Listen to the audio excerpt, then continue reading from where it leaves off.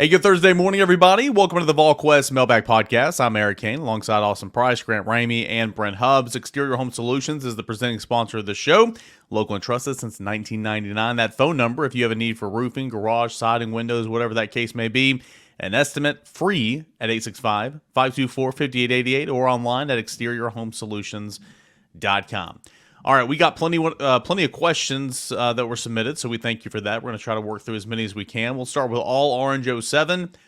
Would UT consider going to silent counts and play calls communications this week in practice and in the game to get more practice ahead of next week's night game in Athens? That'll be in a crazy environment. The offense will certainly hasn't performed well on the road in hostile environments under Josh Heupel. Austin. I don't know. I would think that they would be trying to do something like that. I would advocate, instead of doing practices at, the practice field where the sound doesn't stay in, I would pipe in crowd noise. I would take everything and practice at the stadium next week, and I would pipe in crowd noise because I think the noise would stay in there. It would be a little louder. You'd get a better feel for it. That's what I would do. Now, I'm sure they'll just go to the practice field, but I just don't think you get a true simulation of the crowd noise to work on such things that you're talking about and that the poster was talking about on the practice field, because I just don't think it gets loud enough. Or the indoor. I think you could do it in there as well. That's absolutely pretty correct. Similar noise indoor. But I would for the employees that That's true. It'd be like it's so bad. I would, regardless, you start it this week. Right. Yeah, I agree. agree. Preparation, because it doesn't hurt you you're not missing anything. It's not like you're looking forward. You're just working with noise. Yeah, you're not taking anything away from your Mississippi State prep if you practice the crowd noise this week, for sure. runCrossCountry, given how routinely head-scratching calls are made by SEC officials each week, do you foresee the conference commissioner ever employing full-time officials? How bad must officiating routinely get to have this seriously discussed at the conference level? It would have to be pretty egregious, because, and I know fans probably think it probably already is, but they've been missing calls for not just this year, not just last year, for several years, and they've not done anything about that on the whole. So, I get the frustration of fans for all teams. It's not just a Tennessee thing. I mean, they miss calls for everybody every week. And it's the National Football League. I don't think the National Football League has full-time officials. I think it's kind of a rarity for an NFL official for that to be his only job. And there was stuff this past week where there's 3 different shots to the head, and you got 3 different calls on the defensive backer or the defensive player on those plays. And if that's happening in the NFL, where you're printing your own money and they run the sports world, and they got more money they don't know what to do with, I don't know how the college game is going to fix their officiating problem. If the NFL's got a problem, everybody's going to have a problem. Additionally, how egregious must an official's or a set of officials' bad calls be to receive suspensions or firings? I would assume, Austin, it's an accumulation. It's like a check system. Like, you got to check here, you got to check here, 3 checks, and you get suspended for a game. I mean, that's happened before. It doesn't happen often, but it's certainly happened before, where a crew or an official is suspended for a game or two. You just don't know about it. They don't publicize it. They don't publicize if there's a suspension or anything happens to an official with internal punishment. So you just may not see that official, But I mean, how many times? I mean, it's not like basketball. Everybody knows who Csgiles and Teddy Valentine, all those. Do you know any of the SEC football officials? You don't. They got a hat on. They bounce around each week. You may see them 2 games in a row. You may not see them for 10 games. And so, it's not the same. So it's easier to hide, suspending an official or whatever, or even letting go of an official, than it is in other sports. Well, Tennessee fans know the white hat for the Alabama game and the Kentucky game because he was back-to-back games. There was one officiating suspension or whatever that I remember from basketball 2019, that LSU game in Baton Rouge. And I don't know if it was technically a suspension, and I can't even remember the guy's name off the top of my head. Tennessee fans would remember in the blink of an eye, but he didn't get any more. They found him on the social media. Yeah, was it that guy that was wearing the LSU shirt? There's a bunch of drama around it. He didn't have any more Tennessee games that I remember after that. Did he have any LSU games? That's a great question. Yeah, hopefully not. Also, if you're the SEC, why on earth would you publicize suspending one of your officials? That's true, Like, too. you want to keep that under wraps. Jalen Smith earlier this year, he couldn't cover me in pass coverage, but in the past couple of games, he's been getting better positive feedback on his play. How well do you think he has improved? And is he going to get into more of Telander's minutes? Grant, I looked at the snap counts. I know you put those out there every Sunday. It was Telander like 37 snaps, Smith 33 snaps. I mean, and Austin and I were talking about this just earlier this week. I mean, they're playing a true rotation. Like, it's not that Smith is taking any of Telander's snaps, but they are truly rotating, and Smith is playing as much as he's ever played right now, and that's going to continue on. I wouldn't say that he played a flawless game by any stretch of the imagination, but a little bit productive. He had 9 tackles. That was second on the team against Kentucky. He doesn't stand out on the field, and I think that's an improvement because when he was first getting out there, it felt like everybody was attacking him and targeting him. And now the fact that you kind of don't notice him as much, I think that's progress. I mean, it's what William Inge said Tuesday, that experience is the best teacher, and when you don't have Keenan Peele, all these other guys got to grow up fast, and it feels like they're progressing pretty quickly. Which goes back, Hubbard, to the experience part. I mean, the kid just didn't have any. I mean, like, it's kind of like Nico. I mean, Nico played much better, against Kentucky than he did at any point the last several games, and it just goes back to getting more reps and getting more repetition. With Jalen Smith, I mean, he didn't really play last year. I don't count any of the nonsense games, and all of a sudden he was playing in a healthy rotation this year, which had to be probably eye-opening for him. Yeah, no doubt. I mean, I think when you look at it, it's one of those things where you can't substitute experience. I mean, and I talked to Jalen Smith earlier this week, and, he admitted, I studied, I watched film, and I did what I was supposed to do in meetings and was ready, but it's different when you're going to be in the rotation in the first half compared to being you might get to play if it's mop-up duty time, and you're going to play some special teams, because in terms of prepping as a linebacker, you think you're ready, and then you go out there and you go, you know what, I need to study more. And so I think what he's figured out since Keenan Peele's injury is, hey, I'm going to play, and I need to learn, and I need to study more, and I need to lean on my veteran teammates more. And so I think that's something that he's been much more intentional about his preparation than he was prior to the Peele injury. Tony_Soprano wants to know, how do you feel about the Vols ranking by the College Football Playoff Committee? Any big surprises? Grant, Tennessee was ranked number 7, seeded 8th, and I think that not that we forgot, but it's literally the first time we're seeing it. It's that, remember, highest 4 ranked conference champions got to be the first 4. So you have Ohio State that's number 2, yet the 5th seed, and you have BYU that's like 9, yet the 4th seed. So that kind of shuffles everybody down. So Tennessee's ranked 7th, seeded 8th in this first college football playoff, would be hosting Indiana, who's the 8-9. I thought that was a really good ranking for Tennessee, Grant. I mean, that was about as high as I thought Tennessee would go. I thought it was a really good starting point. I was kind of surprised Tennessee was that high. I was kind of surprised they were in front of Indiana. I was kind of surprised to hear Ward Manuel on the conference call after saying when they evaluated Penn State, they looked at that Ohio State game as kind of back and forth. I felt that. I know it was a one-possession game and it was pretty close, but that one felt a little bit more one-sided than back and forth the way Ohio State handled them at Penn State. So that was kind of surprising too. But I mean, more than anything, it's a good starting point. Hubbs, I don't know where you expected them to show up, but to be projected to host in the first round at this point kind of surprised me a little bit.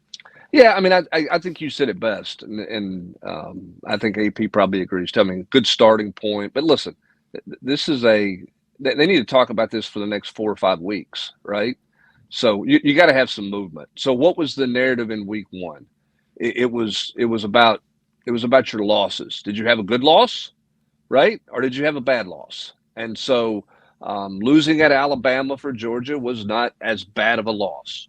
Ohio State losing at Oregon is not a bad loss.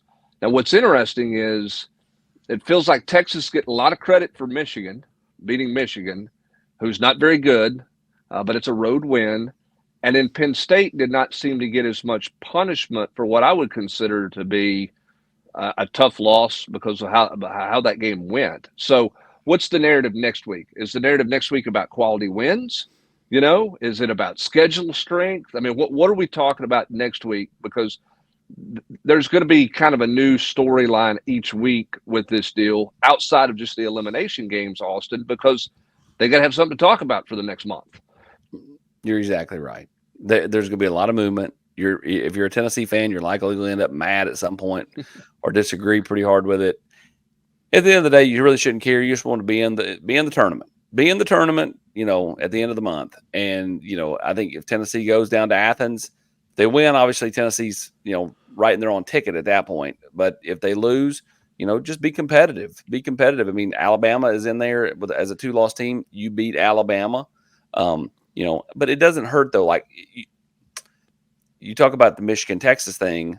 I think that can actually, that can look better for Texas, and it can also help Tennessee if Michigan beats Indiana this week. Win that game. And because I think at that point, you start to shuffle Indiana back out, and the Big Ten looks like a 3-team league, which ultimately helps everybody in the SEC. So yeah, I mean, I'm with you. I think that, for Tennessee, this is a great starting point. But you just got to go out and play football and win football games and be competitive if you were to drop one like at Georgia. But at the end of the day, this is going to come down to beating Vanderbilt at the end to get to 10 wins or 11, depending on what happens next week in Athens. 4 teams from the SEC, 4 teams from the Big Ten, 1 from ACC, 1 from Big 12. Any surprises about 4-4 from the 2 big conference right now? I think a little bit for me. I do think last week though it helped because Clemson lost. I think Alabama would have been out and Clemson would have been in, but that helped Alabama. Clemson losing. Again, if you're Tennessee, like the perfect scenario here, or even a Big Ten team like Indiana, the perfect scenario here is Notre Dame losing to Army next week. Or USC to round out the year. Because if the ACC ends up as a 1-team league, the Big 12 ends up as a 1-team league, and then you have no Notre Dame, that opens up all those SEC teams that could have 2 losses. So, that's what you're wanting if you're an SEC team with 2 losses. Hey, on the college football playoff note, Csgiles wants to know, are these playoff projections based off current results, or do they take into account likely wins and losses based on future games? For example, Tennessee is projected as an 8 seed. Is this assuming they lose to Georgia and Athens and win the remaining games, or is that projecting, that's projecting Tennessee wins out? It's where you are today. It's where you are today. It's body of work. It's body of work. Yeah, it's 7-1, and we'll see what it looks like next week if Tennessee's 8-1, and everything else. So no, there's no projection there. It's all about what you've done to this point, which again, it's why everybody's intrigued by watching every Tuesday night, because it's going to change every week. Techvol says, are there any parameters when it comes to in-helmet communication for the quarterback? For instance, can Coach Josh Heupel tell Nico what he's seeing from the defense alignment when they get to the ball early in the play clock, or coach is only permitted to give the play call? No, you have a certain amount of time. It cuts off with how much time left on the play clock? 10 seconds? 15, I think. Okay. Yeah, it's 15. So I mean, you can do whatever you want to up to that point. You can sing and you can, tell you how you make apple butter or whatever you want to say. They're not permitted to just the play call. You can you can talk about what the defensive line's doing, what the safety's doing, any of that stuff before it shuts off. You can tell them you're eating ice cream cones like Harry Hogg told Cole Trickle. And when Tennessee's Bob going tempo, told Jonathan Kongbo. When Tennessee's going tempo, you don't have time to say pretty much anything at all, right? I mean, you're going. Do they go tempo anymore? Not like they used to. They tried to. I think the challenge is, and I think this is obviously something that coaches have dealt with all year long, and I think it gets probably a little harder as the season goes along. But wouldn't you think? Like first week, you're like, okay, I'm just going to give you a little nugget here. Watch a high low or watch this, and then you get to week 7, week 8, you're like, hey, you got slant to the right. If the safety rocks down, you've got this, and all of a sudden you're cluttered him. I mean, Eric, I think we were talking about this on the rewind. I love that reel with Matthew Stafford where he tries to get in the huddle to make a play call. He's like, Sean McVay will not stop talking. He will not. Hold on. Wait a minute. Oh, he's still talking. And it's like sometimes you can be, you can say too much. And I think Tennessee certainly tried to, and every school in college has tried to minimize how much they speak. But you can speak up until there's 15 seconds left. CN31, looking back at the Arkansas loss on our resume, do you think people really overlooked the potential impact that Arkansas had a number of people with deep knowledge of both our offense and defense? Pittman had Briles as OC for years, Nichols and Slaughter 3 years of the program, Travis Williams was on UCF staff whenever Heupel left. Austin, I think at the end of the day, Tennessee just played a bad football game.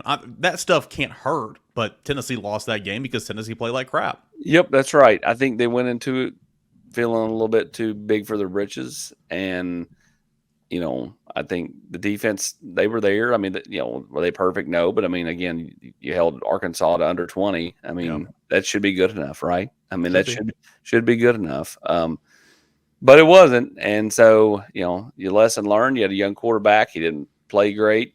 Receivers didn't help him, and we said after the game. What did we say? We said this game is going to rear its ugly head every week. Every week. The only time it doesn't rear its ugly head is if Arkansas wins. And so every time Arkansas loses, you're just going to go, how did they lose to them? Not only loses, but gets beat 34-10 at home by LSU and gets 60 hung on them by Ole Miss or whatever the final score of that game was. Yeah, I mean, remember, midway through the third quarter, you led 14-3. Yep. I mean, If Arkansas had all the answers, then I guess Florida had all the first half answers because you didn't score. Alabama had all the first half answers because you only put up 3 points. I mean, you just didn't finish, and it was about execution. You didn't deliver, and maybe it was lackadaisical in practice. Maybe it was guys not ready. Maybe it was a wake up call. Whatever. The bottom line is you didn't play 60 minutes of football out there, and you walked away with a loss that is going to be the loss everybody's talking about for the next 3 weeks. Unless you go to Athens next week. Yeah. It's the only way to erase it. You erase it totally. And I get some people are going to say, well, but at that point, again, you're taking a one-loss, 10 weeks into the year, you're taking a one-loss record, and you're thrilled with it no matter what. Grant, Forever Faithful, wants to know which former Vol would have thrived under Barnes. The one guy that I always think about or go back to actually played for Rick for one season, Armani Moore, because he was super versatile. He could be a small ball 4. He could play the 5. He could play the point guard. He was just a really good basketball player. And those guys under Rick seemed to play really well. Kevin Punter was another guy that got 1 year with Rick. If he had 2 or 3 years with him, I think he would have been spectacular. Josh Richardson, obviously the defense he played, the offense that he's developed. I mean, he's a really, really talented basketball player. And you've seen it in the NBA all these years later, but any of those guys would have starred under Barnes. What about a Chris Lofton? Would he have been good? Yes. If you can shoot it, you're good. Yeah. He can shoot it. I'll tell you a guy who I would put in there is C.J. Watson. Yeah, I would really like to. I think he would, as a point guard, when you look at what Rick does and ask his point guards to do. C.J. Watson is a really good basketball player. Would have liked to have seen him under Rick Barnes. That could have been fun. Brent, bonus question. Who would have been better under Barnes? C.J. Black, Isaiah Victor, or Brandon Crump? Go. I mean, from a talent standpoint, Isaiah Victor could have done a bunch of different things for you because you could stretch him out and do some things. But the question with all 3 of those guys would be kind of their focus. C.J. Black was a good defender. He had some limitations offensively. He was a good defender. I like that Grant's not participating in this. I was in middle school, grade school. I don't know. Exactly. Thanks. Wonderful. Who was your third one? Brandon Crump. I would take Victor, Black, and then probably Crump. My answer would be whoever could handle getting absolutely destroyed on the practice floor every single day, which would have been a challenge for Victor. What about Lang Wiseman? Could shoot the 3 ball. Had some defensive limitations. But what about Doug Roth? Double birds? What about Steve Ray in the way? I don't remember Steve Ray in the way. How is this the question that got off the rails? That one's too much for me. Nick wants to know, did conference title and playoff games count towards the games played for redshirts? If I recall, bowl games didn't count. No, those games do not count. Chad Vol says, do we expect to see more Peyton Lewis snaps going forward, or was that strictly a Dylan Sampson in the doghouse situation? Again, I don't think he fumbled. I don't think he was in the doghouse, Brent. I think they had Bishop in for his series. Bishop got hurt. They threw Sampson back out there. Then the next time they were on offense, they went with a true, backup rep there to give Sampson a break. But depending on health for Deshaun Bishop, I think he's going to be okay long term. But for this week, I could easily see some more Peyton Lewis. Yeah, I mean, I think this week you're absolutely going to play Peyton Lewis. I don't think you play Deshaun Bishop. Even if Deshaun Bishop says he's good to go, I don't I don't play Deshaun Bishop because I need Deshaun Bishop if I'm Tennessee to be 100% at Georgia because I'm more comfortable with Deshaun Bishop on the road in the SEC than I am with where Peyton Lewis is right now. That's not a knock on Peyton Lewis. That's just what we were talking about earlier with Jalen Smith. Lewis just doesn't have that much experience. So I want to do everything this week and practice field next week to make sure I've got Deshaun Bishop healthy enough to be in my rotation with Dylan Sampson in Athens, Georgia. So I'm playing Peyton Lewis this week. Another question here from the poster looking ahead because we're allowed to do that. What are some of the vulnerabilities with this Georgia team that you expect Heupel and Co to try to exploit? Grant, let's start with the quarterback. He's turned the football over a ton here lately. I say, force him into bad decisions and go pick that football off, and they're turning the football over a little bit there in Athens. Yeah, it feels like Carson Beck hasn't kind of been what we've seen, what he can be, I guess, at times. I think what maybe feels different about this matchup in the past is this Tennessee defense and how well they've played, and just the front seven and how deep they are and the success they've had up front. I mean, defense travels. It's obviously going to be tough to travel to Georgia and win that football game. But I think if you have that starting point, that elite defense, I think it gives you a little bit more of a chance to stick around. I think for me, for Tennessee to win next week, one, they got to continue to progress this week. Nico's got to back up what he did last week with another good performance against Mississippi State. But I think this feels like a game where special teams, Tennessee has to win. Like, I think you need, one, to not turn it over, to punt the ball away, because at times you're not going to score and you're going to have to punt. And I think Jackson Ross has to have a really good football game. And I know that sounds silly because you're talking about, the punter and not like the quarterback or whatever. But like, I think it's important that Tennessee doesn't turn the football over, which means punts are going to happen in this football game at Georgia next week. The worst case scenario for Tennessee is turning it over, short fields, for Georgia, because I do think your defense will travel. I do think your defense will do well, but if you give Georgia 20 yards, like if you do what you did at Oklahoma a couple of times, which is turn it over, and give them 20 or 30 yards, you're likely not getting the ball back on turnovers back like Oklahoma did. Well, I don't know that you'll ever see that happen again. I mean, in any college football game, that was the craziest thing ever. But I agree with your point. I think the other thing, Eric, and maybe you disagree with this. It feels like right now, going into next week, as we look ahead, that this is the first time Tennessee will have played Georgia, and you don't feel like you have to try to turn this into a shootout, and you got to score all the time. You got to score fast. You got to score early. It feels like this could be, I don't want to call it a rock fight, but this could be a 60-minute game where it's about defense and who can make a play or two versus, man, Tennessee's going to have to, they got to make a bunch of plays to have a chance to win this game because you got to score a bunch of points. It doesn't feel like that's the case right now. No, certainly not. You can dial it back, play a little 90s football, play good defense, run the football, make some plays. When you get down in the red area, and I know, you and I kind of worked on a story this week about that, you got to convert, you got to be efficient. But certainly, the way, Georgia's playing offensively, turning the football over, the way Tennessee is playing elite defense, absolutely, I think it can be that type of football game. And you just kind of line up and go play. I think you make a great point. Like in years past, even in 2022, like even when you had this offense going the way you wanted to, it's like, you gotta come out there and, score early to take some, take the wind out of the crowd, right? Quiet that crowd down a little bit and all that type of stuff. You'd love to do that. Don't get me wrong, but I don't think that that's as big of a focal point now, with this defense where you're at. Well, and the question is, can they run the football against Georgia, which they've not been able to do under Josh Heupel. They've not run. Georgia, because Georgia's been really good defensively. Tennessee has not been effective running the football other than one long run by Jalen Wright to open the game last year. They've really not been a factor at all running the football against them. So can they do that? Yep. History so far under Josh Heupel, Tennessee struggled to run the football against Florida, Alabama, and Georgia. Tennessee has since run the football against Florida and Alabama. Georgia is next, and we'll see if they can do that this week or in 2 weeks, excuse me. We got plenty more questions to get into, but first, let's get a word from our friends over at Exterior Home Solutions. Get Neal loud this football season with Exterior Home Solutions, East Tennessee's first choice for exterior renovations.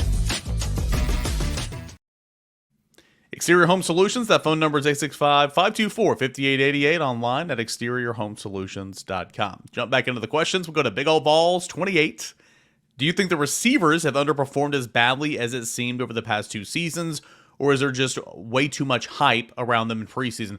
This is a good question, Austin, because I definitely have. I know we have a little bit, talked about the receivers a lot in preseason. Dante Thornton last year, Chris Brazel this year, even Ramel Keaton at points in time last year. Receivers have not been great each of the last 2 years, but also, quarterback had something to do with that a little bit both years. Joe last year and at points in times, Nico this year for sure. To the poster's point, like that position overall has not been where it needs to be, in my opinion, each of the past 2 seasons. Well, and they're compared to 2022. They're Yes. compared to Jalen Hyatt just running routes on air out there, like ridiculous. And Cedric Tillman big bodying up, making big boy catches. So yeah, there have been spurts and times where they flashed this year, just like there was a lot of times last year. But they've not been consistent enough. The quarterbacks haven't helped them in some games, and they've not helped the quarterbacks in others. So, have we built them up too much? Maybe. I can roll with that. Individuals, anyways. I wouldn't say the entire group. But I think again, I'm just not ready to. I know we're 8 games in, but I'm just not ready to just label the entire group a certain way, just like I'm not ready to label the offense a certain way. Not yet. Maybe after this week, though. Yeah, I think that, Grant, part of this is, some of this is on the offensive staff for, giving some gold jackets out in 2-a-days when they meet the media. I certainly thought Chris Brazel would have a big impact. He's not had the impact that I thought he would have. They've just been inconsistent, but some of it is a product of hype, right? Mike Matthews, he has a touchdown catch in every scrimmage and looks great in the orange and white game. And every week, hey, he's ready to go. And then, no, there's not a whole lot there. So, part of it's on probably me for overhyping some guys, but this group's got to play better, bottom line. I think your hype is based on people you talk to and what coaches say in press conferences. Coaches kind of can't win because you have Joey Halsley last summer talking about Dante Thornton and how great he was and all this stuff, and it never really panned out.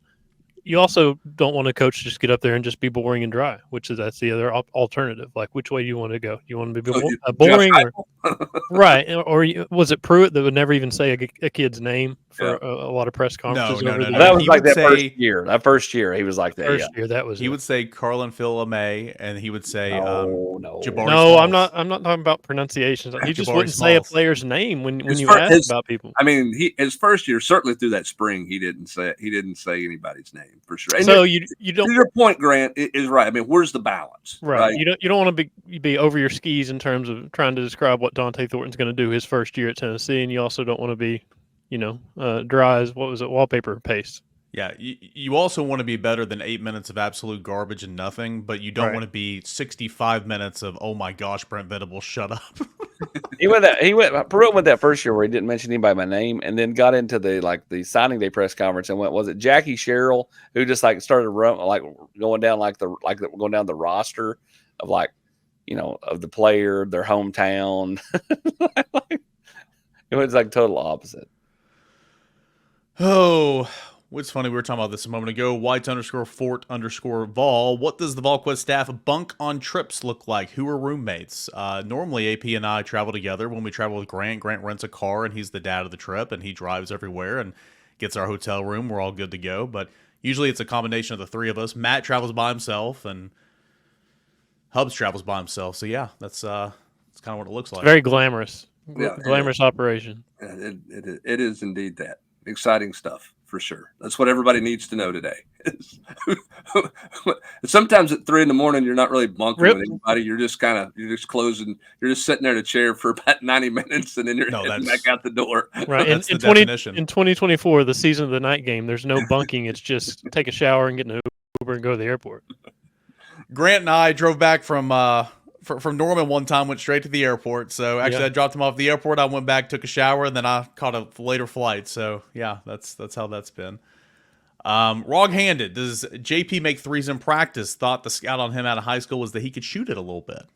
I think he can shoot it. I think shooting it at the high school level and shooting at the college level are just two different things. You're facing two different levels of defense and athleticism and size. I mean, everybody kind of can step out and shoot it in the AAU ball in high school because you're one of the best players on the court. I think he does have some touch, and I don't think Rick would mind him stepping out and shooting it some, but first he's got to get on the floor and stay on the floor and kind of ramp up and be healthy and play considerable minutes and play a bigger part before you can kind of expand that part of your game. So I wouldn't rule it out, but I don't think it's coming anytime soon. We'll go to the next poster. That is DCE 1470. It seems like we had a top 50 baseball recruit every single week with all the new additions. How did Tennessee's recruiting classes 25 and 26 stack up against the rest of the SEC? And how do you compare with the recruiting classes in the past under Tony Vitello? Right now, Tennessee in 2025 is ranked number 4 behind LSU, Texas, and Arkansas. In 2026, Tennessee's number 2 behind Texas. And in terms of Tony Vitello's past, I looked at this earlier in the week. I mean, it's night and day from when he got here. Like his first 2 cycles, I guess that would have been 2018 and 19. They were like 8th, 7th, top 10, but kind of down there a little bit. And then as soon as 19, 20, 21 hits, he's 4, 5, 3, 6, 5. I mean, he's right up there. But it's the same teams every year, right? LSU, Arkansas, Vanderbilt's up there every now and again. Tennessee now, Texas. I mean, it's all those teams kind of jockeying for position. Yeah, but what percentages do you give for a top 3 class, Eric? What percentages? Top 3 class, high percentage, especially after Tennessee just got another, earlier this week, top 50. After Tony won a title, it feels like he's drafting, does it not? Like he's just getting whoever he wants. It's very much, yeah, it's very much whatever Tony wants. Trending that direction. Above 80% for top 3 class. Yeah, I'll go. I'm not going to clarify which 25 or 26 cycle, but yeah, I'll go above 80. 86.7%. Who are their key targets in 29? God. See, feel my pain. Couldn't tell you. At least I laugh. I asked you about 27s back in the summer, and you're like, "Oh my god." Sam Smith 2233. Ramey, what is the scout on Pat Kelsey and the Cards? Top 60 KenPom team. They are portal all-stars like all these teams are that have coaching changes where you got to come in and just build a roster basically Huntley overnight. Happel's still there? Huh? No, he's not. He is at North Carolina State. He went there to chase another Final Four with the Wolfpack. What a shocker. Terrence Edwards out of James Madison was a guy that Tennessee kind of had some interest in the portal. Pat Kelsey got him at Louisville. Chucky Hepburn, Tennessee fans might remember him from Wisconsin. They played him last year. He's at Louisville now. You can basically go down the roster and just click on every single name, and they come from somewhere else, Long Beach, Washington, whatever. I mean, that's what you got to do to build a roster. But, I mean, he knows what he's doing. He's going to be way better than Kenny Payne ever was. He's probably done more at Louisville in one game than Kenny Payne did at Louisville in however many years he was there. They killed Morehead State the other night. That's going to be a really tough game to win. I think KenPom has it as a 1-point game. So going on the road early in the season, Saturday noon game, that's going to be a really tough test. Pat Kelsey knows what he's doing. That one's going to be difficult. And Grant will be the only person that's watched that kid play at Wisconsin and at Louisville in back-to-back years. That was a great trip last year. Tennessee needs that kind of performance again. Well, just make sure this time. Actually, you know what? You're not allowed to come to the football game afterwards. You went to Wisconsin, then came to Missouri last year. That didn't play out too well. No, I didn't go. I went home. Okay. Then you got to be there. It was the Kentucky football game, driving through the middle of the night, going to the Michigan State exhibition. But Connect went off for the first time ever in a Tennessee uniform. Hey, this week is nothing compared to Georgia 7:30 in Athens, and then turn around 3:00 Austin Peay at Thompson Bowling Arena Sunday afternoon for Lord knows only knows why. Yeah, it's not going to be fun. Welcome to November. Yep. Big Orange Crush. How many high school players can we sign this year, Austin? As many as they want, pal. Just take them all. You got to stay under the number. It's not. There is no number from year to year. You just got to stay under the overall number, which is going to go to 105, right? Well, that's what we think. That's what everybody thinks. That everybody's running for right now. You know, may have to run a few off if it doesn't change. They lose so many bodies, though, right? I mean, they got plenty of room. Yeah. They don't have a numbers issue. Yeah. Stump Jumper. If Sampson continues at his current average, he'll have 1,500 yards and 29 touchdowns. How will he be viewed in terms of historical UT running backs considered the records he's setting? It'll be the best season in Tennessee football history. It already is from a rushing touchdowns perspective. He's on pace to break the 1364 by Travis Stevens. You know, We'll see if he gets that done.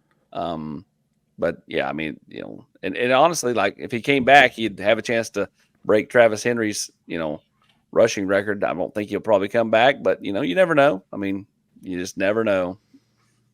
I mean, he's pacing right now, 29 touchdowns. That's in 12 games. They're not just going to play 12 games. And to put that into context, I mean, the career Tennessee rushing record is like 35 for rushing touchdowns, or 37. I can't remember which one. It's one of those two numbers. You're talking about in a single season almost hitting that number. Like, I don't know where he falls in terms of, the greats of all time at Tennessee at running back, but just the insane number of touchdowns he's scored. He's basically got one touchdown per game, and he's only scored touchdowns in basically half his career games. That's how many times he scored multiple touchdowns in games. Pine wants to know if Nick Saban or Kirby Smart's name was on this team, would they be ranked or thought of higher by the media fans committee? To me, this seems like one of their championship caliber teams. Incredible defense, running back leading SEC in rushing. Heupel being an offensive-minded coach, hurting his team's eye test, as the committee likes to call it. I don't think so. I don't think being ranked number 7 is all that disrespectful for this team. I think people are struggling to figure out why they're a defense first and can't score in the first half and playing Florida at overtime and down at half against Kentucky at home. I think you're trying to figure out that part of it because you're just so used to Heupel's offense, but I don't think being number 7's being disrespected. They're just figuring it out. I think it's a compliment, Grant, because I mean, like, what about this offense makes you think number 7 in the country? Right. To this point, so I think it's a compliment to the defense that they are ranked as high as they are. Well, I will say this. I mean, if it were given the love affair for Nick Saban, it'd probably be talked about differently because it was a Nick Saban deal. But I don't think that's a fair assessment to anything because that's not realistic. The bottom line is Tennessee's not been good enough offensively. They got to be better, but their defense is at a playoff caliber championship level defense at this point. I think if Tennessee had 2 losses and one of those was Vanderbilt, they wouldn't be the number 11 seed in the bracket on the first Tuesday night because I think that's a little bit more of a Alabama kind of whatever program, reverence a little bit. I mean, but this team is kind of ranked where it should be. If Nick Saban had a bad loss at Arkansas, I think people would hold him accountable for a bad loss at Arkansas. I would appreciate the staff's honest assessment of the red zone play calling on offense, acknowledging the obvious self-inflicted wounds like turnovers, penalties, all that. It still seems like the staff hasn't given this team much success with the calls in the red zone. Thoughts? In the passing game, look, and we'll have a red zone story later this week. I mean, when they get inside the 10, Tennessee's really good at finishing drives and scoring touchdowns. The problem is they haven't created enough plays when they need to make a play to keep a drive in the red zone alive, whether it's a first down or a touchdown from between the 11 and the 20-yard line.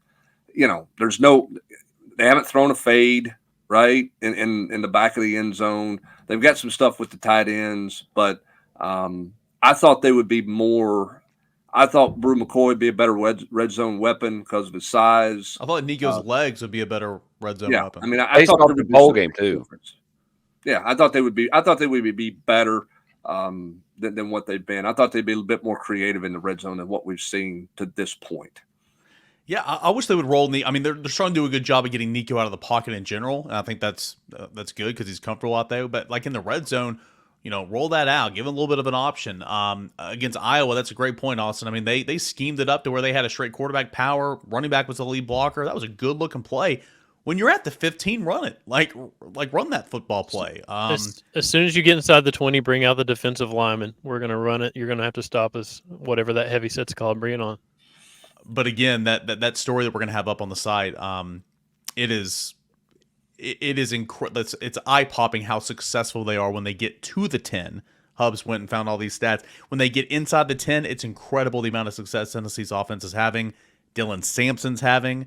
And then from 11 to 20, it's like it's that 10-yard marker. That's the money marker. You got to get to 10, not 20. You got to get to 10, and then you're like, okay, well, now we can score. All right, let's go to 1987 Vols. Seems like on offense we play with good pace until we reach the red zone, and then we get more deliberate.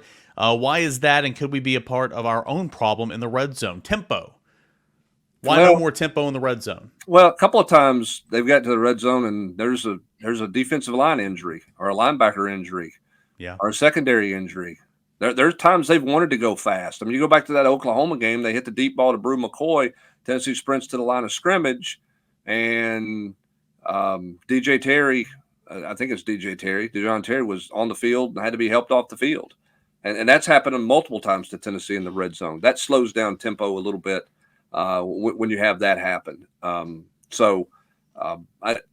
think they want to go fast at times. Then there are other times where they're trying to get the right scheme and the right matchup, Grant. And, they've gotten it a couple times. I mean, the lack of tempo in the Chris Briles touchdown against Alabama was a win for Tennessee because they shifted him and moved him inside to the slot. And then they throw that fade to him, and they wanted him in that position to throw that pass specifically to him. If you're going tempo there, you don't get that look. So there's pluses and minuses to it. I think go tempo if you can get lined up and everybody's set and you're not covering anybody up, and you can't make those kind of fatal flaws. If you can go fast, fast. I think I swear last week I said it after the game. They went so fast on that one play that they didn't have time to even realize anybody was covered up, and I think that the tempo got them on that instance. And that's the second time it's happened this season. Let's get the two more questions. There's, I guess, technically a couple more than two, but posters. There we go. Crayon says, chances the coaching staff looks the same going into 2025. I'd say that's probably slim. Wouldn't you, Brent Hubbs? I mean, I don't know. I mean, Tim Banks' name is going to show up on job opportunities out there. How interested is he? What type of job is he looking for? Who all comes after him? Is it just for head coaching jobs? Does somebody come after him and offer him a boatload of money to be the defensive coordinator? You got Willie Martinez on an expiring contract. Mike Eckler's contract is up for renewal in January. So you just play the odds. Typically, coaching staffs don't stay intact. You think, you would think that, but then, this one has, even when somebody's left, they've promoted from within. It's been the same people. So, we'll see. But yeah, playing the odds, you would say there's going to be some staff turnover, but we'll see. Grant, what matchup in round one of the college football playoffs will be the most favorable for Tennessee? I like Tennessee against Indiana the way it's projected right now, but obviously you'd love to get that. You'd love to get that 5-12, right? Against likely a group of five. You know what I'm saying? That would be a really, really nice, matchup for Tennessee. Yeah, I think Boise State might be able to spoil that the group of five is automatically going to be number 12. I think for Tennessee, less important than matchup. Man, if you could find a way to get a home game as good as they've been at home, as elite as that home field advantage is in a regular season game, I could not imagine a December playoff game at Neyland Stadium. Boise State, whoever that is, if you could get a home game, Indiana, Penn State, Notre Dame, whatever, that would be a huge difference. Could the university be doing more PR for Sampson and a Heisman campaign? Well, there's no PR. It's not like they're doing a bad job. There's no Heisman. They could do PR. less. They need a Heisman. They should have had a Heisman campaign the second he broke the record for single season rushing touchdowns. It's funny, man, and this is a bigger conversation we don't have time for right now. But according to FanDuel earlier this week, Heisman odds updated going into this week. Sampson's got the 14th best odds. Nico's at 16th. Why on earth is Nico even on that big board? And why is it Dylan Sampson at 3 or 4? You know what I'm saying? Because Nico plays quarterback. And no disrespect to the kid at Boise State and the crazy numbers he's putting up, but the numbers Dylan Sampson's putting up against an SEC schedule, and they're not more different. He's got more yardage at Boise State, obviously, but they're not that different. Yeah. Here's the thing, and I know we're about out of time here. We got to run, but does anybody do a campaign really anymore? I know Travis Hunter said on the game day set for ESPN, so I guess they're definitely campaigning for him. That was whatever that campaign was. But if you're at Boise State, you got to sell the guy. Because not everybody's watching blue turf games at midnight, during the season. But there's so much out there now. Is anybody doing? And what is a campaign? A billboard in New York? No, that's a good question. What is a campaign anymore? Look at what Tennessee baseball did with Christian Moore last year at the end of the season. Thought they did. After every series, they kind of put together some type of montage of SEMO doing what he did that past weekend and putting up stats. Where does he stack up against Caglione and Condon and all those? I thought Tennessee's social media team did a great job with SEMO last year, especially towards the end of the season. I don't think it's billboards or anything, but it's constant social media presence, constant. And Tennessee's pretty good at that. Yeah. Go back and watch their uniform stuff. They're pretty good at that. No doubt. That's a good combo I like to come back to, especially, obviously, if Dylan Sampson keeps it up, which I would assume that he will. We're going to end on this one. Mr. Rocky Top Rowdy, who is not about to be a first-time father, says, do you have any advice for first-time fathers? Go ahead, Hubbard. No, hey man, and enjoy them while they're young, because as hard as you think it is, with them eating dirt and digging in a trash can or whatever they're doing. Y'all do it out there in Corey. It's a little different when they're adult kids. So the parenting for older adult kids is a challenge all to its own. So they're a little bit easier. You think when they're a toddler that it's not great, but sometimes toddlers are a lot better than 19, 18, 19-year-olds. Here's the sports cliche is get comfortable being uncomfortable. The parenting cliche that you're going to hear a billion times, and it's 1,000,000,000% true, is the days are short and the days are long and the years are short. They are. Not be more true.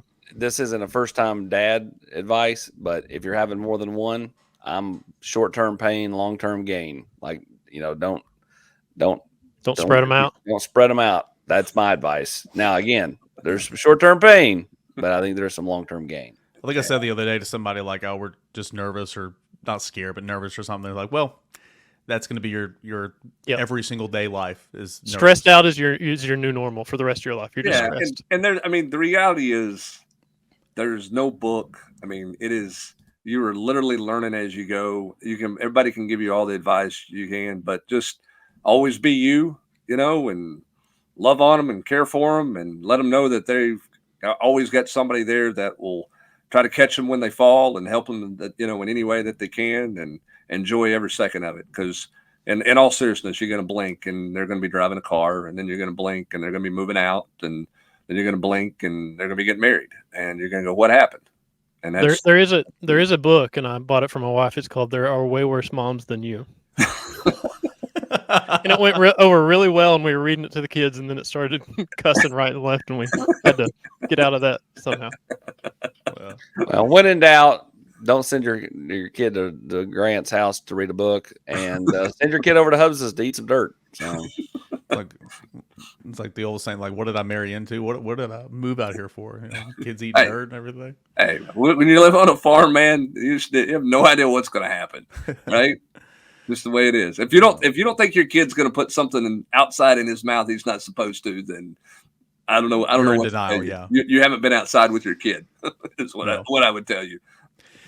All right. Well, great stuff as always. Appreciate you guys sending in these questions as you do each and every week. There's plenty that we didn't get into, so apologies there, but worked through about 24 of those. So thank you very much.